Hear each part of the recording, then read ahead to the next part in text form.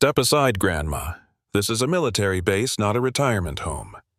The young soldier chuckled as he said it, more smirk than humor, his tone dripping with the kind of arrogance that comes from never having seen real war. The woman didn't respond. She didn't even flinch. She simply stepped forward and raised her arms for the security scan, silent, steady, wrapped in an old maintenance uniform 2 sizes too big, boots scuffed down to the sole. Her hair, silver and tied back without care, barely moved. Her eyes never rose. Beep! The scanner blinked red. Probably a glitch, the guard muttered, tapping the screen. He ran it again. Same result. Then the screen flashed something strange. No ID, no contractor. Just 5 words. Call sign. Echo Viper 13 reactivated. The hallway fell silent. And still the old woman didn't move, like she'd been waiting for this moment all along. For a second, no one spoke. The red scan line froze on her back right where a faded scar curved across her spine, long, deliberate, like someone once tried to carve a number there and never quite finished. The guard hesitated, his fingers hovering over the screen. He leaned in, eyes narrowing. Echo Viper 13, he whispered. That call sign wasn't supposed to exist anymore. It was decommissioned, archived, scrubbed from every system after Operation Hollow Rock. No survivors, no bodies, no ceremony, just silence. But now it blinked bright and alive on a scanner screen in the middle of a quiet base. The officer stepped back. Another called for the shift supervisor. No alarms, no weapons raised. Just that strange, heavy stillness that comes when nobody knows what the protocol is anymore. She lowered her arms, still not looking up. And when the name Margaret Keene appeared on the override log, one man on the second floor dropped his coffee. Because he'd signed her death report 9 years ago. They brought her inside without handcuffs, without commands, just quiet. She walked as if the weight on her back was heavier than any chain. The holding room smelled of metal polish and cold coffee. The scanner screen followed her in still flashing her call sign like it had never been erased. A younger officer pulled up the personnel registry. Nothing. No contract, no clearance, no name in the system. She didn't exist, except she did. The scar on her back wasn't just physical, it was patterned surgical, like someone tried to cut her out of history. She sat down without being asked, adjusted her sleeves, folded her hands. "Is this a test?" someone finally asked. A simulation file that leaked in. "No," the colonel replied from the doorway, his voice low, worn thin by years of silence. "It's not a simulation. That's Margaret Keene, and she was never supposed to come back." But the woman looked up just once and said, "I never left." For a moment, nobody seemed willing to breathe. Colonel Mallory stepped further inside. The door clicked shut behind him, sealing off the curious glances from the hallway. He looked older than she remembered. Gray at the temples. A tremor in one hand he tried to hide by curling his fingers into a fist. Her eyes drifted past him to the scanner bolted to the wall. Still blinking, still showing the call sign, no living record acknowledged. He swallowed once before he spoke. Echo Viper 13 was decommissioned.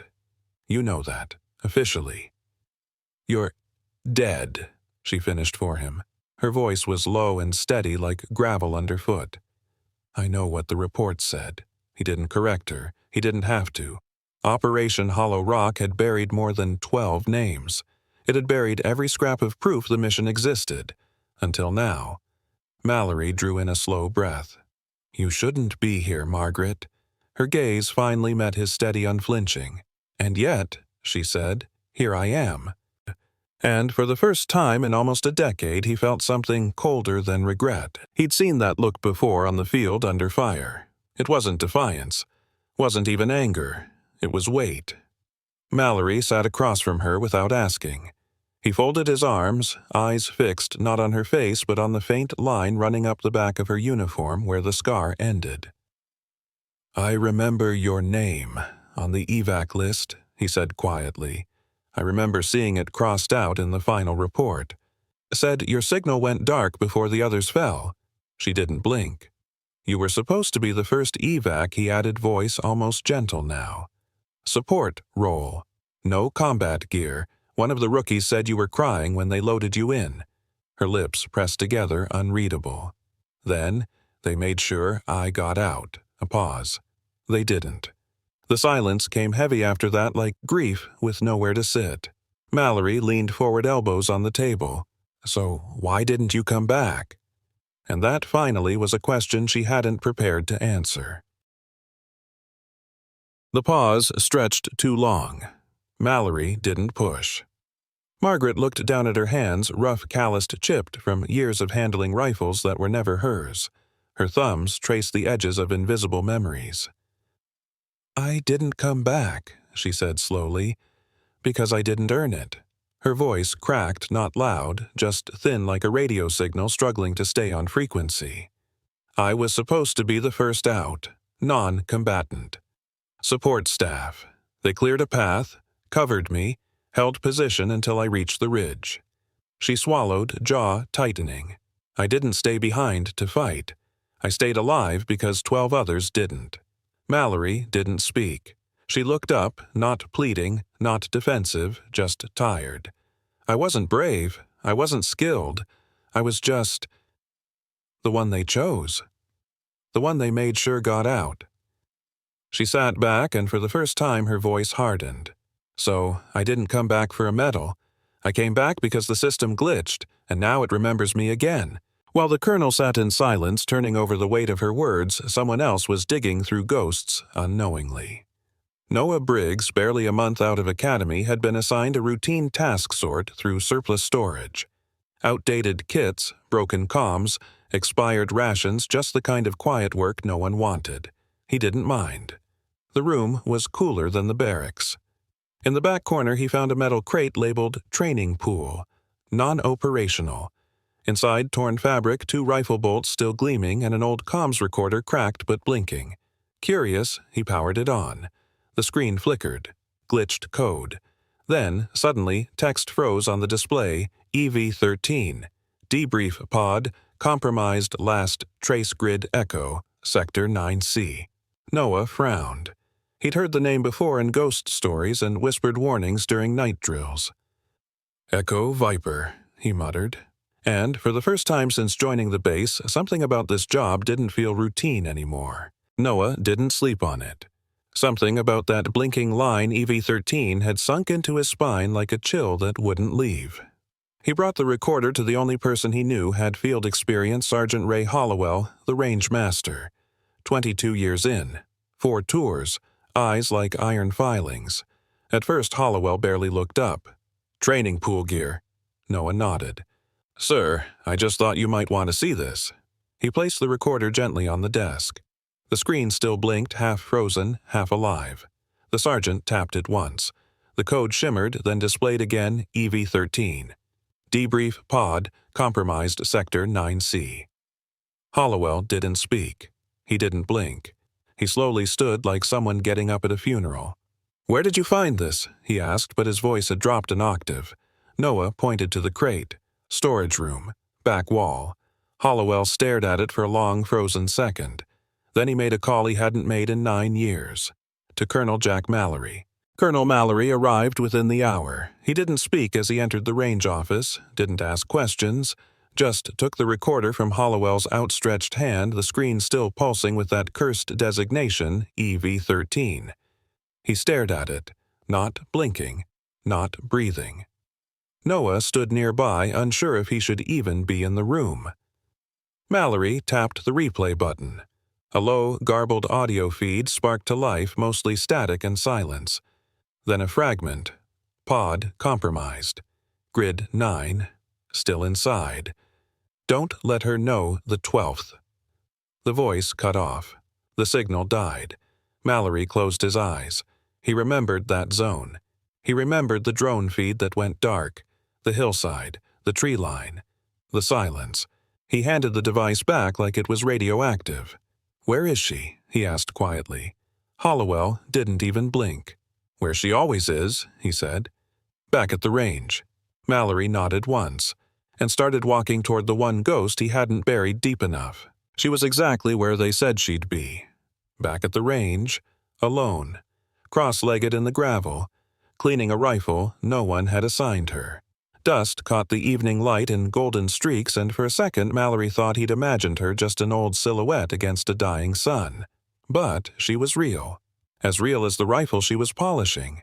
As real as the casing she held between thumb and forefinger, turning it over like a prayer bead. He walked toward her. She didn't look up. He crouched beside her in silence, handed her the comms recorder without a word. She took it gently, like it was breakable, like it was sacred. Her fingers brushed the cracked screen. It buzzed once, still warm with memory. "They kept it," she whispered. "You recognize it?" Mallory asked. She nodded. That was the last uplink, before the silence. Then finally she looked at him. "I told you, the system doesn't forget. It waits." He wasn't supposed to be there. Noah had followed from a distance, footsteps quiet, unsure why he kept walking. Colonel Mallory had gone ahead. Margaret never looked back. Now, standing a few steps from her, he hesitated. She sat alone, wiping down a rifle, slow and precise. The kind of quiet that doesn't ask to be noticed. He cleared his throat. "Ma'am," no answer. Just the sound of cloth on steel. The kind of silence that feels older than sound. He tried again. "Is it true? Were you really one of them?" Still nothing. Then she spoke, not loud, not soft, but like the words had weight. "I was number 13, the one they made sure got out." She paused, then turned to him, not with pride, not with shame, but something in between. "Now it's your turn," she said, "to decide what you do with ghosts." He took the rifle with both hands. It wasn't cold, but it felt serious. The stock fit his shoulder oddly well. The grip had worn spots like it remembered other hands. It wasn't just clean. It had been prepared. For someone. Maybe for him. He shifted his stance. "I don't shoot that well," he said. She didn't flinch. Just looked at him and replied, "I know," but there was no judgment. No smile. Only something else, like she'd already seen what he was and what he wasn't, and that was enough. I used to say the same thing, she added, before I learned. "Shooting isn't always about hitting," he frowned. "Then what is it?" She paused, wiped the last streak from the barrel. "Sometimes it's about why you pull the trigger at all." That afternoon, Sergeant Hollowell called for a simfire. Moving target, 500 yards. Wind moderate. A test, but no one said it out loud. "Volunteer?" he asked. Silence. Then Noah stepped forward. Not eager, not nervous, just steady. "I'll take it," he said. The others watched, some curious, some doubting. Noah didn't look at them. He only looked at the rifle in his hands, not his, hers. He lay prone, took aim. First shot wide, second off. Whispers behind him. Then, without warning, Margaret stepped into view. She didn't speak at first, just stood behind him, watching the way he held the rifle. Finally, "Your left side's doing too much," she said, calm as wind. He looked back. "How would you know? Because I've been where you're lying," she said, "and someone once stood where I'm standing now." She knelt beside him, adjusted his shoulder, matched her breath to his. "Don't force the hit," she whispered. "Let the stillness find it for you." She didn't ask permission, didn't make a show of it. She just lay down beside him, prone in the dirt the way ghosts do when they're done watching. The range went quiet. Recruits stopped whispering. Even Hollowell didn't interrupt. Margaret slid a second rifle into position. Same model, same care. She matched her breath to his like it was muscle memory from another life. "Don't force the hit," she said softly. "Let the center catch it." Noah adjusted again. Let his shoulders fall. The wind shifted slightly, barely noticeable to most.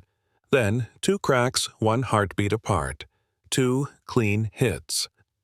Even from this distance, the instructors knew what they'd just witnessed. Hollowell crossed his arms. "Who told her to fire?" someone asked behind them. A new voice answered, calm and steady. "Colonel Mallory." "She didn't shoot for herself," he said. That was a relay. And for the first time the range truly went silent. The wind was still, and yet something shifted. Mallory stepped forward not as a commander, but as someone finally tired of silence. He looked at Margaret. She remained prone, unmoving, her breath just now returning to rhythm. "She didn't shoot for herself," he repeated, then turned to the recruits. In Echo Viper, a relay meant this. He nodded toward the 2 shells cooling in the dirt. "The best shot isn't always yours to take. Sometimes you steady the wind so someone else can hit." Noah sat up slowly. His palms were dusty. His chest was tight not from nerves but from something else. He looked at her. She said nothing, didn't need to, because now he understood. She wasn't showing off. She was reminding him, reminding them that someone had once steadied the wind for her, and now she was just returning the favor. He didn't speak, but for the first time Noah stopped trying to prove himself and started trying to listen. The next morning Noah showed up early, before drills, before instructors, just to see if she'd be there. She was. Sitting alone in her usual spot, legs crossed, a cloth laid over her lap like a field altar. There was no ceremony, no flag, no words, just her hands moving slow, precise. Unsnapping a bolt, swabbing the chamber, folding a cloth with the same care someone might reserve for a letter from the dead. She wasn't cleaning rifles, she was tending to them. Every motion felt personal, like she wasn't touching metal but memory, like she was handling pieces of people who hadn't come home. Noah didn't interrupt, didn't ask. He just watched quiet still as the wind carried dust in gentle streaks across the range. That morning, he realized she wasn't training anyone. She was keeping the ghosts company until someone else was ready to hear their story. Evening drills ran long that day. Wind picked up, tempers flared, targets shifted under pressure. But Noah kept calm. He shot clean, breathed steady, adjusted by instinct. When it ended, the recruits returned to stow their gear boots, dragging sweat clinging to collars. Noah reached for his bench, same one he always used, except this time something was taped underneath. A folded note. No name, no date, just a line of writing in ink that looked faded, or maybe just written by a tired hand. If you're reading this, I didn't get to clean this one today. Make it count. EV13. He stood there a moment too long. Someone bumped into him. He didn't move, because it wasn't just a note. It was a sign, a shift, a pause in the ritual. And deep down Noah knew she was starting to leave, not with noise, not with goodbyes, but with silence, exactly how she had lived. That night, after writing the note beneath the bench, Noah didn't go back to his bunk. He walked the perimeter once. Then again. The sky above, quiet, uncaring. He sat near the edge of the range, elbows on knees, Margaret's note still in his pocket. The stars didn't offer answers. Neither did the gravel beneath his boots. He muttered under his breath, "Why me? I'm not one of them. I didn't earn any of this." He was halfway to tearing the note when he noticed something beside him. A small square of cloth. Folded. Left on the rail. It wasn't there earlier. Inside, a single cleaning swab, and written faintly along the seam, just 2 words. You listen. No rank, no order, no demand, just an observation. And for some reason, it was enough. He didn't throw the note away. He folded it tighter and stayed. Noah couldn't sleep that night. The note kept playing in his mind, every word a footstep fading down a hallway he couldn't follow. So he got dressed, laced his boots in the dark, and went back to the range. The place was still. No drills, no echo of brass hitting gravel, just wind and the faint hum of overhead lights. He walked past the benches, the target reels, the chalkboard with scoring tallies still half erased. No Margaret. But then he saw it. The weapons locker, her locker left wide open. Inside, wrapped in black cloth, was a rifle he'd never seen her use before. Older model, wooden stock, custom grip, heavy, precise, reverent. Beneath it, a single sheet of folded paper, handwritten, 12 names, first names only, next to each one line, a quirk, a habit, a flaw, a strength, a memory, and at the bottom scrawled in smaller ink, If you're teaching anyone, make sure they learn from ghosts. Noah unfolded the paper with careful fingers. The corners were soft like it had been folded and unfolded 1,000 times. There were 12 names, no ranks, no call signs, just first names and next to each a single note. Not tactical notes, not stats, not kill counts, just truths. Ben, left-handed, always overcorrected on wind drift. Lonnie, smallest frame, biggest trigger pull. Victor, best under pressure, worst with silence. Each line felt lived in, not written from reports but from memory, as if she'd carried these people with her in every cloth she folded, in every bolt she polished. Noah read the list twice, then a third time, not as a soldier, but as a student. And when he reached the bottom again, he noticed something barely visible, almost hidden in the crease. One more name. Faint. Crossed out. The ink looked older than the rest. He blinked, his own. He stared at the last line. Faint. Slanted. Almost erased. But still there. Noah. Watches before he speaks. Breath holds longer than aim. Not ready. Yet.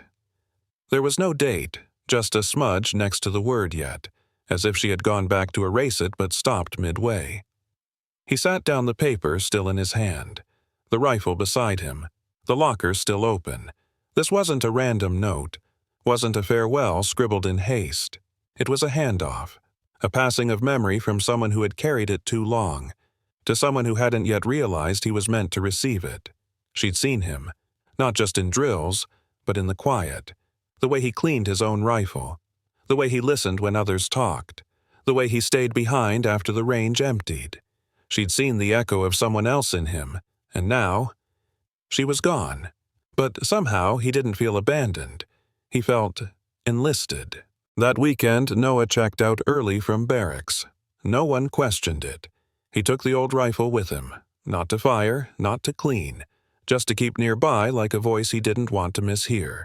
He sat at an empty table in the back of the library wing, opened his training manual, standard issue filled with formulas, diagrams, step-by-step instructions on firing positions and recoil management. He flipped to the margins and began to write. Ben.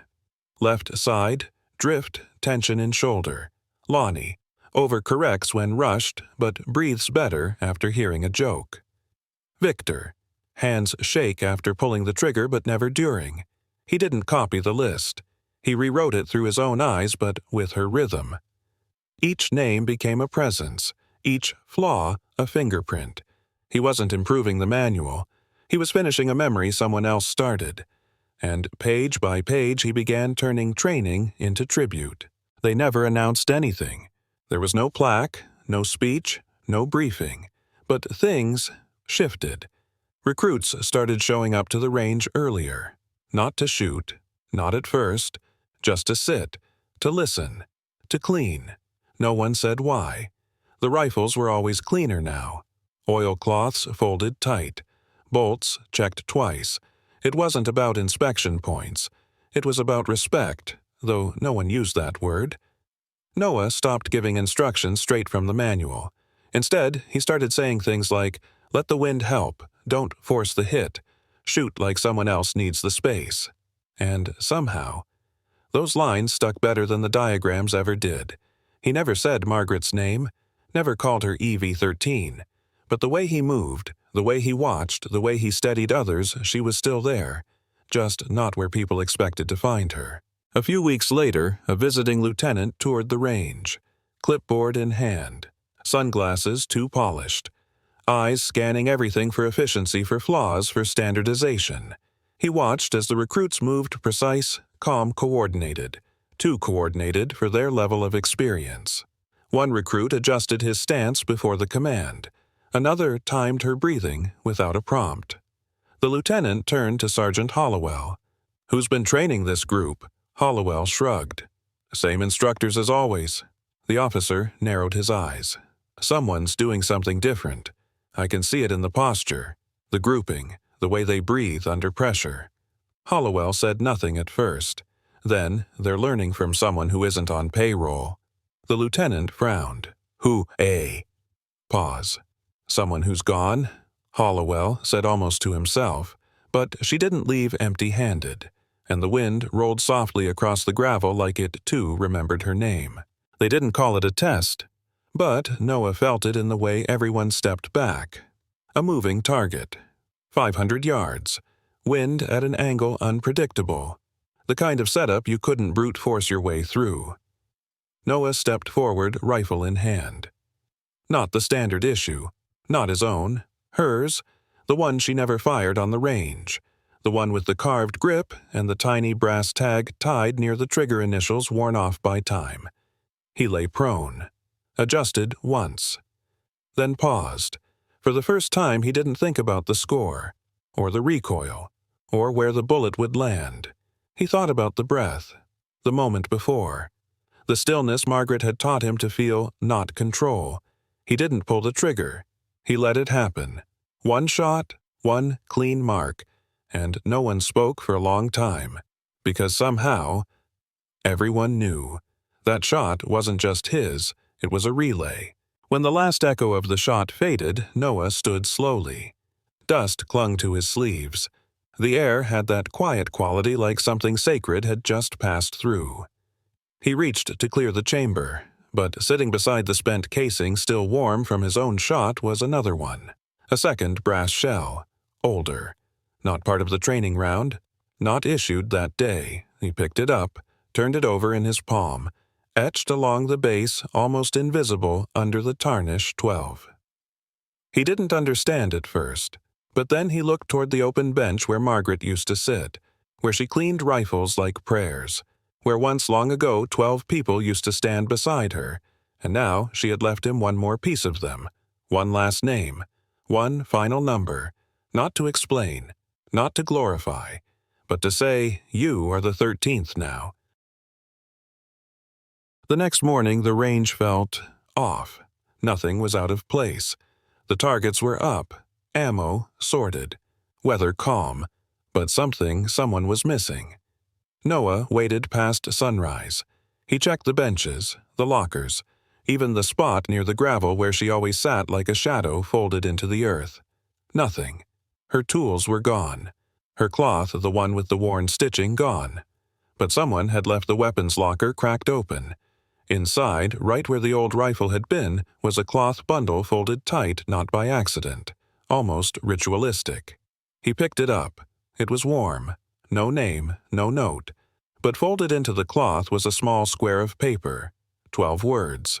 Not a goodbye, not even a message, just a reminder. Don't forget the ones who helped you aim. And in that moment, Noah understood. She wasn't coming back, because she'd already passed through. No one talked about her. Not directly, not out loud. But things shifted. One recruit started folding her oilcloth tighter. Another lined up spare rounds with perfect symmetry. A third began checking the wind not once but twice, even when it didn't matter. They didn't know why they did it. It just felt right. They began staying after drills, not for extra points, not for praise, but to clean, to listen to the quiet, to breathe between shots, to leave their gear better than they found it. Noah noticed, but didn't say much. Sometimes he'd nod, sometimes he'd adjust a grip, but mostly, he let it happen, because legacy doesn't need a lesson plan. It only needs someone willing to carry it forward. And somehow in their small habits the ghosts were still walking among them. Noah started seeing them. Not the original 12, not their uniforms or voices, but reflections. Echoes. One recruit always adjusted her sight twice before a shot just like Ben had according to Margaret's notes. Another tapped his foot while loading mags the same rhythm she'd once written beside Victor's name. They didn't know they were repeating history, but somehow they were. Noah stood back more often now. He didn't correct as much, didn't command. He just watched. Watched the way a team began to move like a unit without being told. Watched them cover each other without speaking. Watched them start checking each other's wind, not just their own. Echo Viper wasn't gone. It wasn't even buried. It was growing again, not by order, not by design, but because someone had made space for it to return. And Noah finally understood what Margaret had meant. I didn't come back for a parade. I came back so someone else could carry the line. It appeared one morning, taped to the back wall of the range, crooked yellowed at the corners like someone had carried it, folded, for years. No one said who put it there. No one asked. 12 people. Dust on their boots. Laugh lines etched in sweat. Arms slung over shoulders like they had nothing left to prove. No names, no rank tags, just faces squinting into a sun that must have set long ago, but someone had written something underneath in faded ink. They didn't all come back, but she never stopped trying to bring them home. Nobody said her name, but that day recruits started folding their shooting mats tighter. They lined their mags without needing to. One of them picked up a brass casing, turned it once in his hand, and put it in his pocket. Because somehow, without speaking, they all understood what it meant to carry someone else's silence. Weeks passed. Margaret Keene never returned. No new orders, no forwarding address, no obituary. Just absence. But the range never quite went back to what it was. Recruits still trained. Targets still fell, but something in the silence stayed behind. Above the doorway, now hanging just off-center, was an old rifle. Weathered wood. Custom grip. The initials long worn off. Nobody touched it, but they all looked at it every time they walked in. One day, during a tour, a young lieutenant pointed up and asked Sergeant Hollowell, "Whose rifle is that?" Hollowell didn't look up. He just kept cleaning the scope in his hands. "No one official," he said. "But if you see her, quiet older, maybe wiping a bench that's already clean." The lieutenant frowned. "Should I say something?"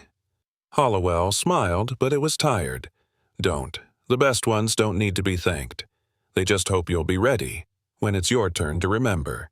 If someone ever stood behind you so you could take the shot, don't forget them when it's your turn to steady the wind." Comment, I carry the memory. For those who never asked to be remembered but deserve to be.